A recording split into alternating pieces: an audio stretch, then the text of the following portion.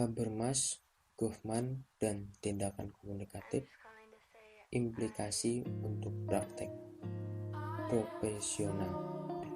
Selama 2 dekade terakhir, para peneliti di bidang ilmu sosial dan humaniora telah mengambil perubahan yang berarti. Mereka mengalihkan pada isu-isu teori tentang perilaku atau praktik komunikatif. Namun, diskusi tentang proses atau teori tidak akan lengkap jika dipahami kerangka kerja analisis yang lebih luas. Teori dramaturgi Goffman memberikan persepsi dan deskripsi penting tentang keanehan perilaku tatap muka. Skema sistem sosial arsitektonik Talcott Parsons memberikan pemetaan untuk memahami sistem sosial secara keseluruhan. Parsons tergoda untuk mereduksi kompleksitas sistem sosial yang sangat besar menjadi beberapa elemen atau proses yang penting. Kemudian Parsons berargumen dengan kekuatan nalar semata. Gagasan Parsons tentang realisme analitis bahwa ada proses-proses fungsional yang paralel di semua tingkat sistem sosial lainnya. 4 persyaratan fungsional sistem sosial Parsons. Yang pertama ada adaptasi. Sistem sosial harus mampu beradaptasi dengan lingkungan eksternalnya. Misalnya, jika terjadi perubahan sosial, ekonomi, atau politik, sistem sosial harus mampu menyesuaikan diri agar tetap efektif dan memenuhi kebutuhan masyarakat. Kedua, pencapaian tujuan. Sistem sosial harus mampu mencapai tujuan-tujuan yang ditetapkan. Tujuan tersebut bisa bersifat ekonomi, politik, atau sosial. Sistem sosial harus memiliki struktur, mekanisme, dan prosedur yang diperlukan untuk mengarahkan upaya dan sumber daya agar mencapai tujuan-tujuan tersebut. Contohnya, dalam sistem politik, mencapai stabilitas politik dan kesejahteraan masyarakat adalah tujuan yang penting. 3. Integrasi.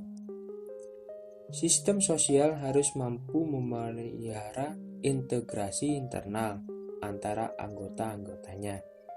Ini berarti ada keselarasan kerjasama dan koordinasi di antara individu-individu dalam sistem sosial.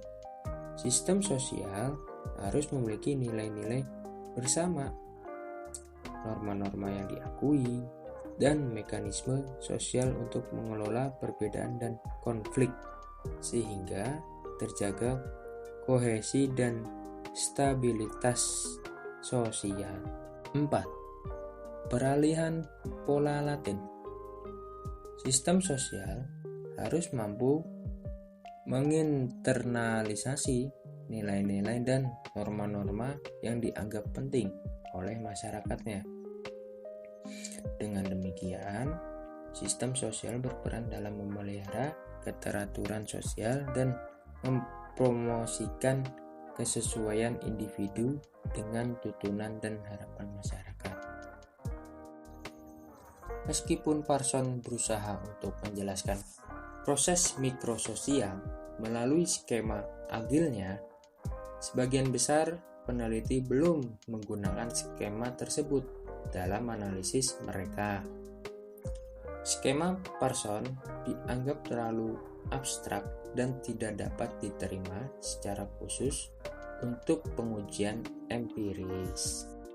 Dalam sosiologi, sayap pemikiran dan penelitian Marxis yang paling sukses adalah teori kritis mazhab Frankfurt. Horkheimer, Adorno, dan Marcus adalah beberapa ahli yang memimpin jalan untuk membangun teori kritis dan memperluas pengaruhnya dalam sosiologi. Sebagian besar melalui keberhasilan sejumlah program penelitian, terapan, tujuan para ahli mazhab Frankfurt ini untuk mengidentifikasi, mengungkap, dan berharap dapat memperbaiki struktur atau keadaan sosial yang menindas.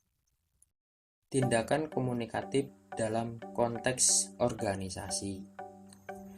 Karya Goffman berdiri sebagai representasi dari proses-proses dunia nyata, interaksi sosial, dan perilaku tatap muka.